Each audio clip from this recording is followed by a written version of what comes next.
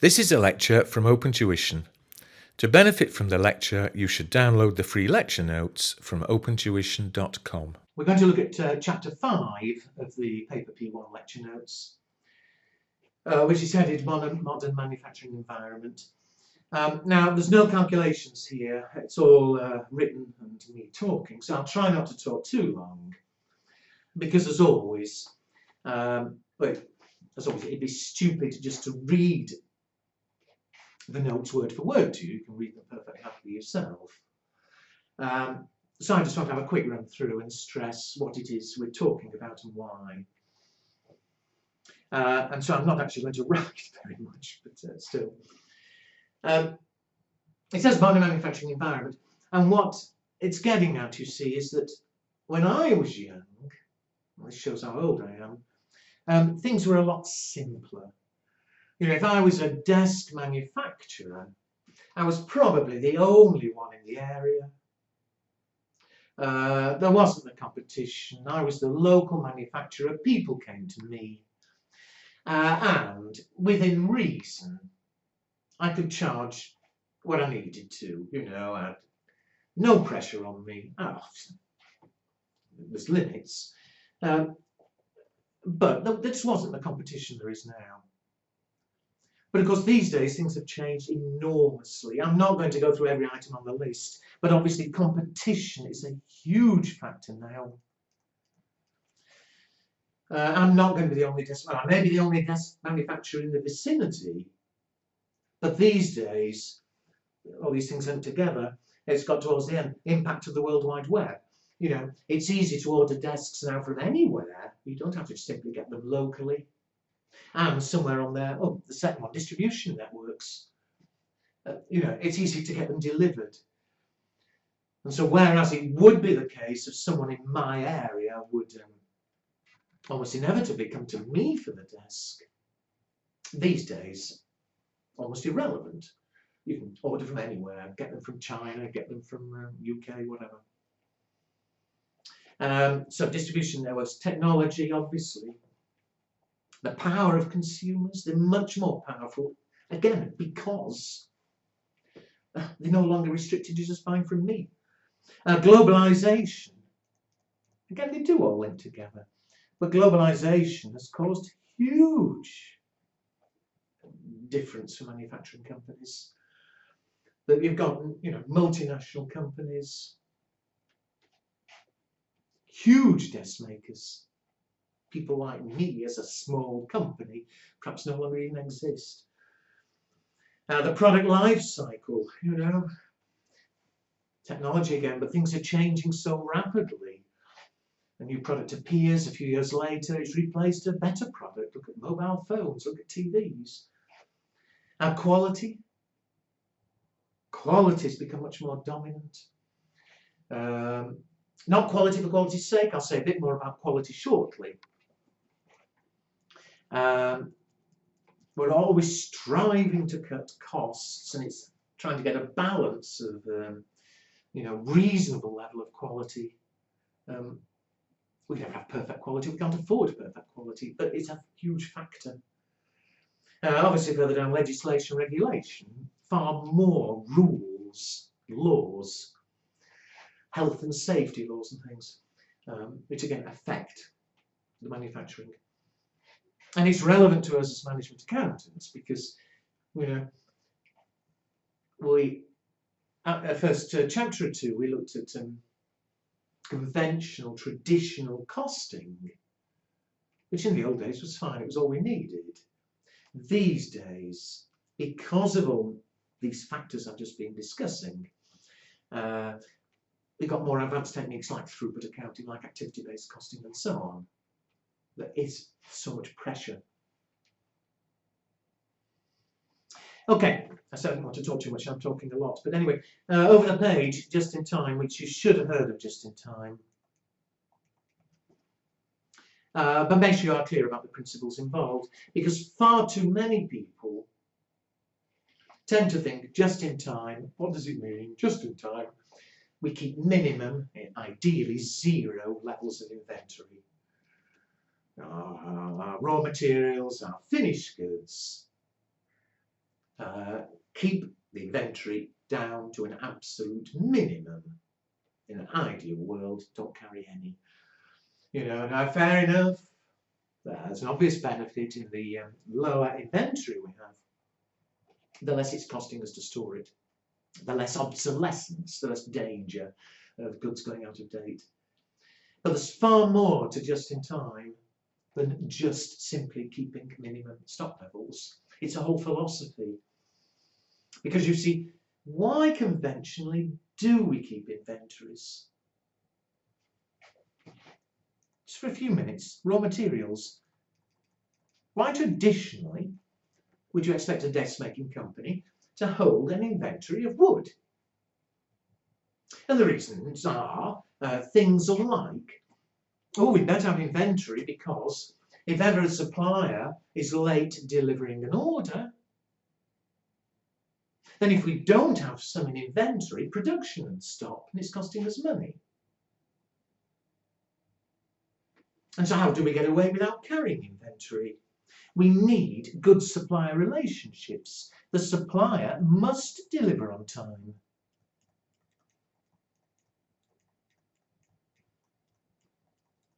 It has to be built into the contract. Penalties, if necessary, if they don't deliver on time.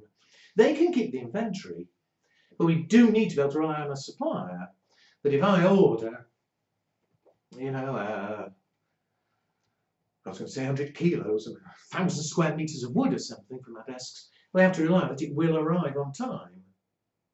Because if I not keep carrying inventory, if it doesn't arrive on time, production stops.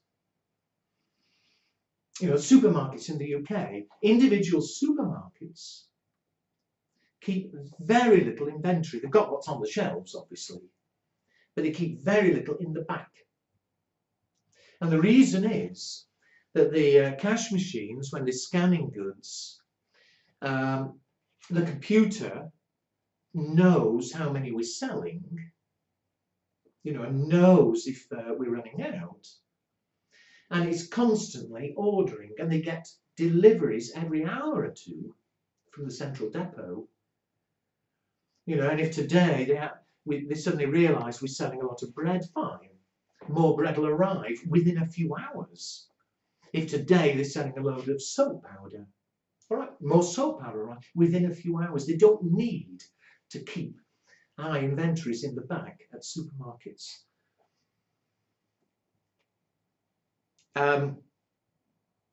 Why else might we keep a raw material inventory? In case something gets damaged. I'm sorry to keep using desks as the example, but we use desks. We've got wood. Well, if either we take a piece of wood and find that there's something wrong with the wood and we can't use it, or alternatively we take a piece of wood and the worker makes a mistake and damages it, well, as long as we've got inventory, no problem, take another piece and we can carry on. But if we're not carrying inventory and the employee damages wood, then we've got a problem. It stops production. So we need quality working.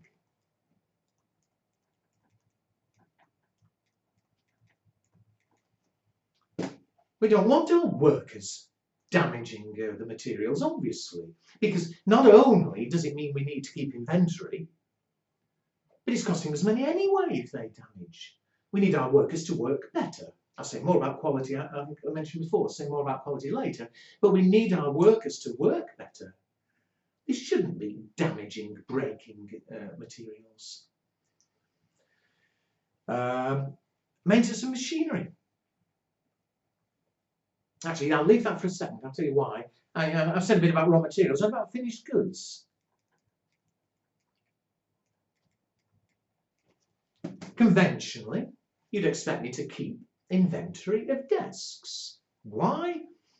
Because if a customer comes along today and says, can I buy 100 desks? If we've no inventories, he's going to have to wait till we've made them. And if it's going to take me a month to make the desks, the chances are the customer will go elsewhere and I'll lose the revenue. So conventionally keep inventory, then we can always supply. But what would be much better would be that we had what we call demand pull production. It's listed there, E. I know I'm doing them in a funny order. But what happens here, surely, if I tell the customer with no inventory, you have to wait a month, you agree, they're likely to go elsewhere. But if I can say to the customer, no problem, they'll be ready tomorrow, then, of course, the chances are I'll keep the customer. And so what would be the ideal is I could produce quickly. The faster I can produce, the less need there is for inventory. You know, the danger of having lots of inventory is not only is it costing me money, but of course I might never end up selling them. It's stupid to just make goods and then hope we can sell them. Much better is to get an order, make it to order, but it'll only work if we can produce quickly. If I can speed up production, then maybe the customer only has to wait a day, and the chances are I won't lose business. And it benefits on its own, does it not? That faster production, not only does it mean there's less need for inventory, but it saves money on its own. Obviously, we always want the workers to work faster. It's saving costs anyway. Look at McDonald's as an extreme. McDonald's doesn't keep huge inventories of finished burgers. They don't need to, because they can produce so fast. If you went for a burger in McDonald's and were told you were going to have to wait an hour, I think you'd quite like to go and eat somewhere else. But because they can produce so quickly, they don't need to carry inventories. You order, they produce, and they can do it within a few minutes, and you wait. Obviously, not everybody can. Not all industries can. Car companies, for instance, obviously it takes time to produce a car. There's a limit to how quickly you can produce it. And I know for some cars, customers are prepared to wait months, you know, these expensive cars. But generally, you don't want to have to wait months while they actually make it. So what car companies do, they can't go to full just in time and keep no inventories. But instead of keeping inventories of red cars, blue cars, black cars, and so on, the very baby example, but the principle's there. Instead of keeping inventories of different colours of cars, they keep inventories of unpainted cars, because then if you order a red one, they can paint it very quickly, you know, and you wait, it doesn't take long. If you order a blue one, they paint it very quickly, and so on. So instead of needing to keep, you know, inventory of thousands of blue, thousands of red, and whatever, they can keep smaller inventories, because they're just inventories of unpainted cars, and then paint them to order. I think you see the principle. Anyway, I think I've said enough here. I hope I've got across the point that although ultimately just in time doesn't end up meaning minimum inventory levels, and although that on its own saves money, less storage costs, it's really the philosophy that goes with it that matters. Quality working, faster production, so on. If we're going to achieve those, we need less inventory in the first place. And at the same time, we're saving money anyway. Saving money because we're working faster. Saving money because we're not damaging raw materials, and so on. So I'll leave that bit there. Exercise 2, it says benefits and problems. Well, I think within what I've just said, I've more or less answered that. I'm not going to write on the screen. You can look at the answer at the back. Over the page, I said we'd come back to quality. And as it says there, people think about quality in different ways, but in the context in which we're looking at it, there are two things we're concerned about. One is delivering quality to the customer. We want the customer to receive quality goods. If the customer receives faulty goods, then not only have we the costs involved of taking them back, repairing them or replacing them, but also, of course, if we deliver faulty goods, there's a danger that we lose a customer permanently. Bad reputation, you know, we lose future income. So we're worried about quality in that respect, keeping the customer happy. And in some ways we can achieve that by having good quality control. If we're properly checking goods before they leave the premises, then perhaps we can make sure the customer doesn't get bad quality. But the other aspect of it is, if we're having good quality control, but we're continually having to trash items because they've not been made properly, or items have to be reworked because we found a fault, then even though we've spotted it and the customer doesn't suffer, again, it's costing us money if we're having to throw away faulty items internally, or if we're having to rework, that sort of thing. And so we're concerned with both aspects. And it's a rather terminology thing, but for that reason I will go through it. There are costs involved with quality. You know, and it's all right saying, oh, we want good quality. We can never have perfect quality. We can't afford it. It costs money. It's a matter of balance. But the costs involved, I will write this down because it's a terminology thing. Conformance costs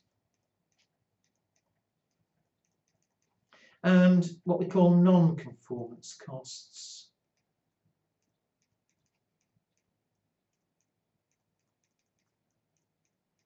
Now, I'll actually talk through the second one first, if you'll forgive me. But non-conformance costs, what costs are involved if there is poor quality? So non-conformance is when we're not producing good quality, when there's poor quality. And I've already mentioned there are really two types of costs involved. There's external failure costs,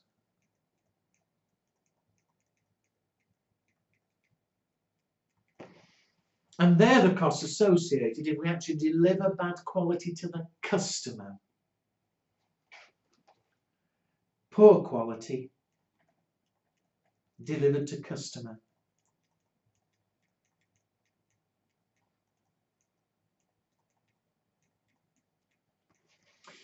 And I mentioned before, the sort of costs we're concerned with there are things like guarantee work, you know, repairing or replacing,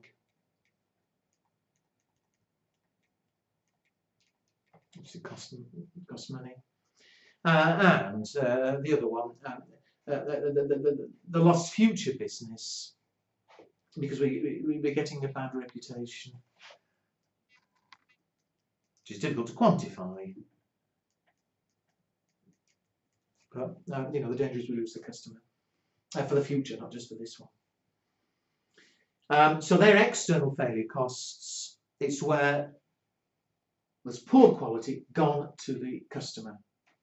The other type, though, is internal failure costs.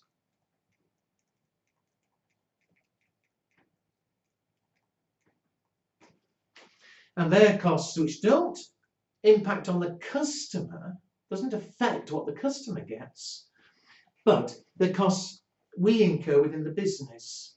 And to make it clear, we're talking about things like waste of materials.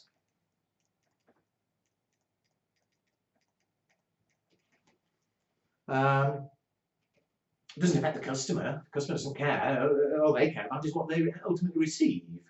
But if we've got poor quality working and we're wasting materials, it's clearly costing us money. Taking too long to manufacture. Again, there are examples of poor quality working.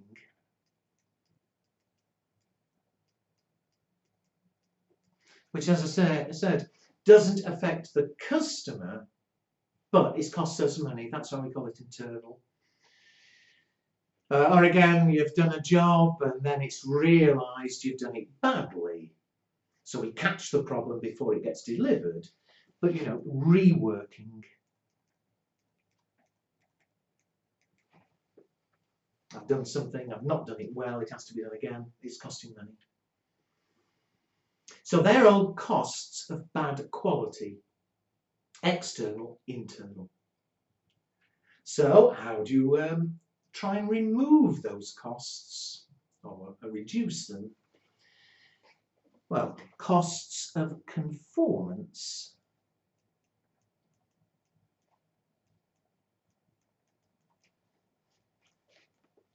These are costs involved with improving quality.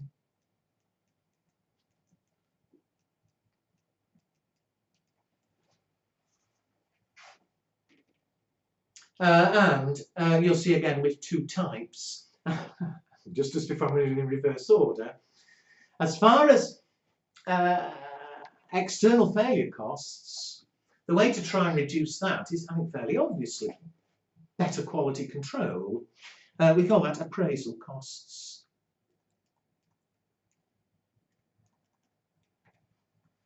The cost of inspecting and testing. So, quality control. Obviously, sorry, I should never say obviously, but I think it should be clear. If we've got a proper department checking goods before they're delivered to customers, then hopefully we can reduce the number of bad quality ones being delivered and, you know, remove or at least reduce those external failure costs. And in fact, not just quality control at the very end of the process, all the way through. If people's work is being checked properly, then when things have gone wrong, we can sort it. But it costs money, obviously. The more quality control checks you have, the more expensive it is. So on the one hand, maybe we're saving failure costs, but on the other, you know, we're spending money. The other, of course, in an ideal world, we wouldn't need appraisal, we wouldn't need quality control. In an ideal world, everything would be perfect anyway. The other costs are making sure we don't have bad quality. Prevention costs.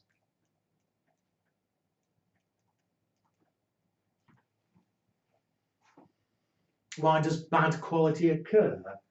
Why do we have wastage in things? It's because of bad working. And so, how do we get our workers to work better? Perhaps more training?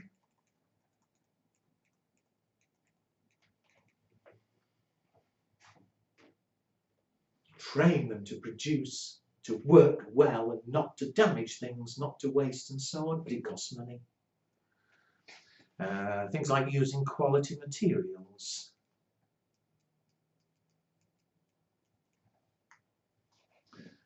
If our raw materials are poor quality, obviously stands to cause us problems, but again, it costs money. So there you are. Sorry I've done it in reverse order, but that shouldn't have been a problem. Being able to those two sorts of costs. And incidentally, people do draw what you might call an illustrative graph. This is only illustrative, looking at cost as against level of quality. You know, here is bad quality, here is good quality. This is only illustrative, appreciate it. But what about those two types of costs? You see, as far as non-conformance costs are concerned, if you've got bad quality, it's going to be very expensive in lost customers, repairs, etc. If you've got good quality, it's going to be a lot cheaper. So the costs of conformance, the better the quality, the less it's costing us. On the other hand, we've got the costs, sorry, that's non-conformance, I beg your pardon. The cost of non-conformance, bad quality, it's costing you a lot. Good quality is costing you a lot less. But on the other hand, in order to achieve better quality, we've got the costs of conformance. And of course, the better the quality we want, the more it's going to cost us of training and whatever else I mentioned.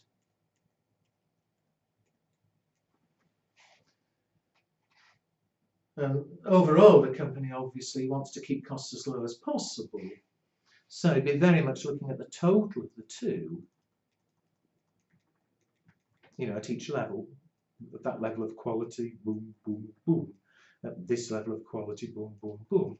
It'd be a question of, ideally, I'm not saying we can easily do this, it's an illustrative graph, but it would be ideally looking at the total cost and deciding on an optimum level of quality. It's not just quality for quality's sake. That's the point I'm trying to make. It's a balance. There's a limit to how much we can spend on improving quality. We've got to weigh that up as against how much we'll benefit by improving quality. Over the page, total quality management is this emphasis on quality because of competition. More and more competition. How do we differentiate ourselves? There is this emphasis on getting a competitive advantage. And be aware of the 4 basic principles there. We need to be customer focused. That is the customer who's the most important. If the customer's happy, we're happy. We need to always continually look from the customer's point of view. Get it right first time. It's an easy phrase, but even so, very standard. With a focus on preventing errors rather than detecting them. I said before, we need things like quality control, but ideally it wouldn't be needed because we did get things right first time. Continuous improvement.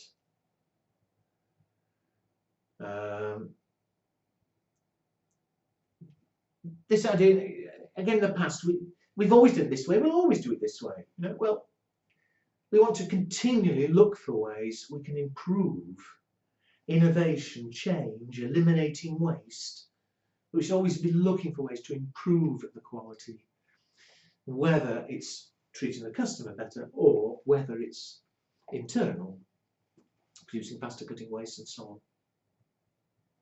And finally, employee participation. So much of what we've talked about depends on our employees doing things right first time, working efficiently, not damaging things, not wasting and so on. Well, the more they participate in this and we encourage it, the more chance we've got of succeeding and of improving quality. All right, finally, now the last page, I'm not actually going to talk through simply because it's written there out in full, it really is. And it's referring to standard costing and ultimate to variance analysis, just mention of variance analysis. Now, although we mentioned standard costing earlier, but although you should already be aware of variance analysis, in case you're not or you've forgotten, it's a bit silly really to talk too much about it now because in one of the later chapters I'm going to revise basic variances in full and then look at the advanced variances. And so I don't want to start speaking about variances now, whether you're happy about the idea or whether you're not. So have a read of that, or if you're not sure what I'm talking about, wait until we've dealt with variances and come back to it. But for the same reason, exercise 3. Why each variance below may not be relevant in a total quality management environment. Labour efficiency variance, labour rate variance, material price variance, idle time variances. If you know what they are, fine. If you don't, you've not seen them or you've forgotten, I'm going to deal with them later. So I'm not stupid to try and explain them now. and there's a whole chapter on it later. So if you are clear what those all mean, by all means have a go and look at the answers at the back of the notes.